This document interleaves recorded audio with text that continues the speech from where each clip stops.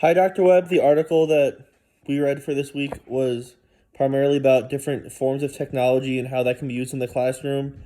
It was broken down into many different ways to use the technology. The first thing I went over is different kinds of apps you can use in the classroom or to help and aid your students. Some of them would be deemed as essentials or things that most music students and teachers should have. These are including things like metronomes or tuners, and then some more in the sorts of games where you can learn the notes, where you can practice different things in music theory, like Tenuto, which is an app that I have, which works really well to practice theory, and then other apps which will help like form simple melodies or even more complex forms of composition that can be used in the classroom as well.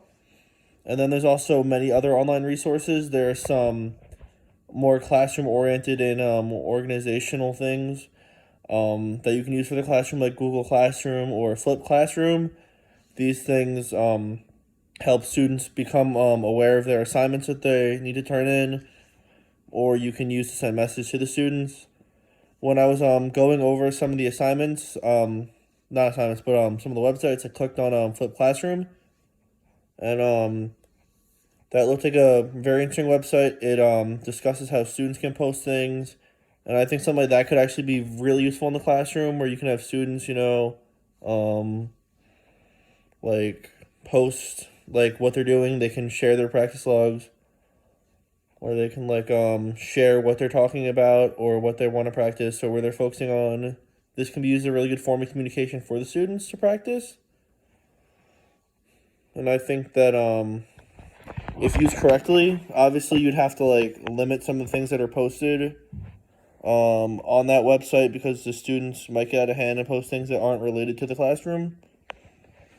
But if students post, what they're practicing, what they're working on, this could they could share them and then give feedback and then maybe just make each other feel better saying they're doing good.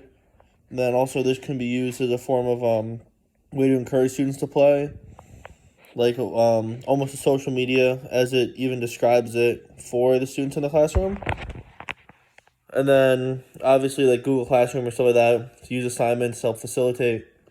Then there were some other apps that more focused on helping you grade and managing a grade book. So a lot of those things can help, like classroom management and that sort, and you can focus a lot better on that, like even like grading things and having the classroom assignments done better.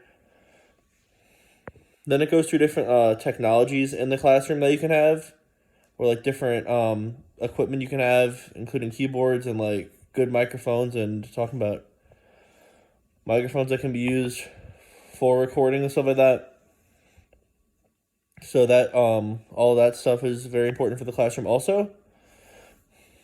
And then I did download two of the apps, and I'll give short reviews on them now. The first app I downloaded is Soundcore Set, and that app has many different features to it. It has a metronome.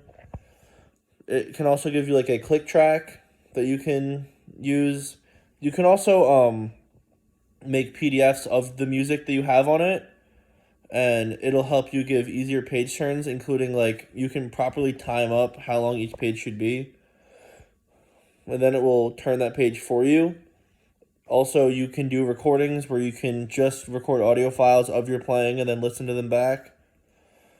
You can also see if they are aligned with the click track and then do things like that. This is a pretty expansive app. I find it very good for all students, I'd say. Even like nowadays, that could be an app that could be helpful, where I would learn a lot from using that app. And then the second app I installed was Treblecat. That app, I would say it'd be something that'd be very good for the younger student, but significantly less useful for someone like me, because that it helps the students learn the notes. But when I was playing it, it was like it's almost set up in a game format, and the first game was like just click on the note C. So it would be scrolling down all the notes, and then you just click every C.